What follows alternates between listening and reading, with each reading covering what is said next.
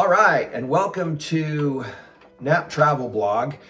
I'm Chuck Knapp, this is Daniel, and we just recently had an opportunity to go on a cruise with Daniel's high school band. We were on Royal Caribbean's Enchantment of the Seas. So anyway, we're just going to talk about the cruise, the ship, some of the amenities on the ship. Daniel, first of all, just give me your overall first impression when we got to the shipyard, the port in Galveston. What did you think? Because this was your second cruise. Sorry. What were your first thoughts that morning when we got to the port? And you were not with us. You were actually with your band friends. So you came in on charter buses. Our family was separate. But what were you thinking that day? I thought it was cool. I knew it wasn't as big and as nice as the Disney cruise, but I just thought it was cool. And that's a great point, because we've been on the Disney Dream, which is a much larger ship, and it's Disney, so there are a lot of perks, a lot of things that you get with a Disney cruise that you have to pay for on other cruise lines. Soda or pop is certainly one of those things on Royal Caribbean, and many other cruise lines you have to pay for soda pop if you want it. Then on Royal Caribbean's Enchantment of the Seas and all of their ships, you get a cup. It's very similar actually to the Disney mug that you can buy at the resorts. It's got a chip in the bottom of it. The machine detects that you're able to get a beverage out of the machine, and that's the way it works on the cruise as well, or on the cruise ship. So anyway, when we boarded, you found us, or we found you actually. I think you were trying to avoid us. But what was it like sailing with about 180 other classmates? It was very chaotic, and no one knew what they were doing. And so we all just went in random places until we found a chaperone, or just anything that it looked like we were supposed to be there, and everyone was crowded, so yeah, it was very chaotic. Okay, but it was orchestrated or managed chaos, if you will, because I know the group sponsors and the teachers had spent a lot of time working with the tour company, and they had spent not only time with Facebook posts and time in class, but they also sent out a lot of announcements, did a lot of organizational things for the students. So this was a big endeavor, getting more than 180 high school students with instruments on a cruise ship to perform. So it was really amazing. And so I think without all of that organization, it would have been true chaos. But they were told not to do things in groups of less than 3. They all had a sponsor and then a backup sponsor or chaperone. They had their chaperones on board. They also had excursion chaperones. So this was very well organized by the leadership at the school. Band director Chaffee was excellent. So I think the kids had a lot of fun within the constraints and the necessary constraints of managing over 180 students. What was your favorite thing on the ship? Probably the karaoke, because it was just fun watching people try to sing. Most of them were actually pretty good. Okay. On the ship itself, and we went on boarding day, typical boarding day. Can't get into your stateroom until I think on Enchantment of the Seas it was 1 o'clock. On Disney Dream I believe it's 2. But hopefully you're prepared. You have a day bag if you need it, because they're taking care of your luggage, and you can't get into your stateroom. So a lot of people head right to the buffet. What did you think of the buffet? I thought it was pretty good. I didn't really have any complaints, other than No, yeah, I can't think of any complaints. It was pretty good. Okay. So, and Daniel is eating gluten-free, and that can certainly be a challenge occasionally. Did you find that to be a challenge on Enchantment of the Seas? No, they made it pretty easy to find options. Yeah. And they even had a gluten-free bar for one of the meals or buffet for, was it dinner or breakfast or both? Did you remember? I think it was both. Okay. And that's the way a lot of cruise lines are now, very allergy friendly. So not only gluten-free, but dairy-free. And it's much easier for folks with dietary needs to cruise than it was 10 years ago. What about the room? Tell me about your inside stateroom. I thought the room was good, but we didn't spend a lot of time in it, so we didn't really review it, I guess you could say. But for 4 teenagers, I thought it was pretty good. How about the food? The food was good. Yeah. And you all ate in the main dining room for your evening meals. Yeah. What was your favorite meal?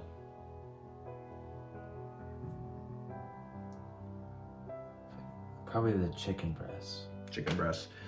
And then also on Enchantment of the Seas, we spent one evening at Chops Steakhouse. What did you think about Chops? Chops was good. I had the ribeye on Chops, or at Chops, and it was very good. It was by far the best meal we had. We thought, I guess I won't speak for Shelley, but the food was okay. Service was great. Our wait staff was excellent. Just everyone, frankly, that we ran into, our stateroom steward was excellent. So service, I thought, was great on Royal Caribbean's Enchantment of the Seas. Food was okay. I honestly, I think Carnival food is better. That's just my opinion, and I don't eat a lot of different things. It's usually beef and maybe some chicken occasionally, but mostly beef. And I thought their food was okay. And Chops, though, was excellent. It's just hard to feed thousands of people, I think, and make it great. But it was good. Atmosphere was fine, and the service was excellent. What about some of the recreational activities? Did you partake of any of those? Did you and your friends do anything on board? We didn't do a lot. We didn't participate, but watching it was fun. The atmosphere was fun. But we did a lot of just hanging out by the ice cream or just by the beach chairs by the pool. And the ice cream is free. Yeah. Yeah, although you can purchase it at Ben & Jerry's on board. They do have Ben & Jerry's available. They also have Starbucks coffee available. You pay extra for that. But you can get coffee, tea, water, some juices, things like that as part of your cruise fee. And then the excursions. Again, we weren't able to go on the first day, but we did have a chance to go to Paradise Beach on the second day. Daniel, tell us a little bit about that. In Paradise Beach, it was pretty nice. They had a big pool, and the main thing was the floats out in the lake, the ocean, and those were pretty fun, which we spent 90% of our time on there. And there was an option to scuba dive, which we did for a little bit.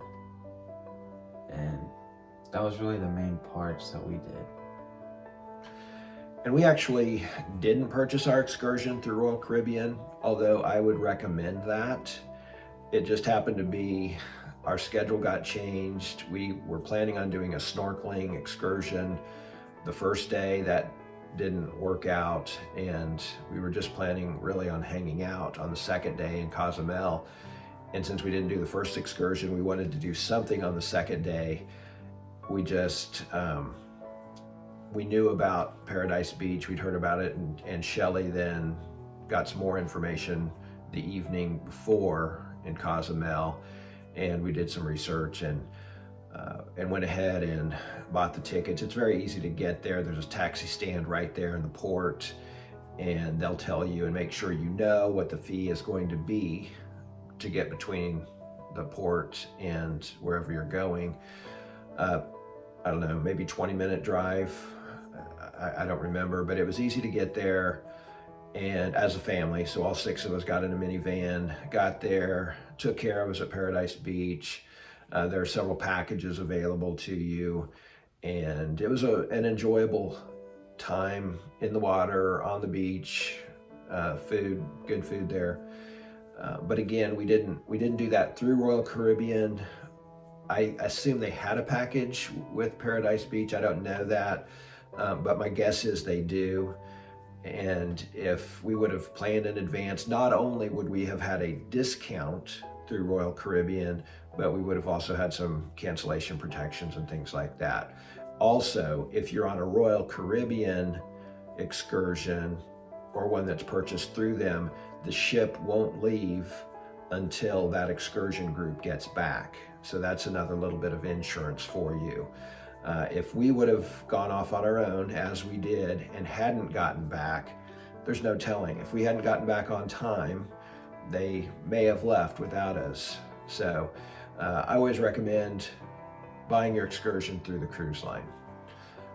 We also had a chance to watch the band perform in the theater there. We saw some other entertainment. Daniel, what were your thoughts on the entertainment on board? I thought the entertainment was good. I don't remember the name of the guy that we watched. Which one, the singer or The singer. we watched the magician? The singer. Yeah, the singer was good. He was good, very entertaining, and it was the other entertainment was good as well. There were some great musicians on board. There, and I can't remember the name of the show either. We can put it on here, but one of the shows was actually canceled because of weather. We were cruising in March, and there were some rough seas, and we were in a smaller ship, one of the smallest ships in the fleet, not the smallest, but one of the smallest. And there were days you could definitely tell you were at sea. And this wasn't just Enchantment of the Seas. We had, I was talking to some folks who had friends that were sailing on a Disney, the Dream or the Fantasy at the time, and they had to cancel one of their ports of call as well because of rough weather. So it wasn't just where we were, it wasn't just Enchantment of the Seas, it was just that we were in March and the seas were a little unruly during that time. So entertainment was great. The singer, who was he worked the crowd really well and was very entertaining, so that was good. Also saw a magician, comedian, so there was a variety of entertainment as well. And I don't know that we saw everything, but we saw quite a few shows, and certainly glad we did. They also have a casino on board. Obviously, Daniel did not do that, nor did Shelley and I, but there was one available, and just the typical cruise amenities, fitness center, spa, and Daniel, was there anything else about Enchantment of the Seas that stuck out to you? Not really. Just that the crew was really nice, and that was something that I noticed. Yeah. So we definitely go back on a Royal Caribbean cruise. I personally prefer a little bit larger ship, and Enchantment of the Seas is getting older. And again, it's a little bit smaller. The rough seas did pose, I think, some challenges on some days for some people. I know they were handing out sickness bags and making them readily available. So I think it was an exception. We've never had any issues like that on a cruise before. But you know, we were out on the ocean. So overall, it was a great time. Would go back, but if we had an opportunity to be on a larger ship, we'd probably do that. Any final words, Daniel? Nope. Okay.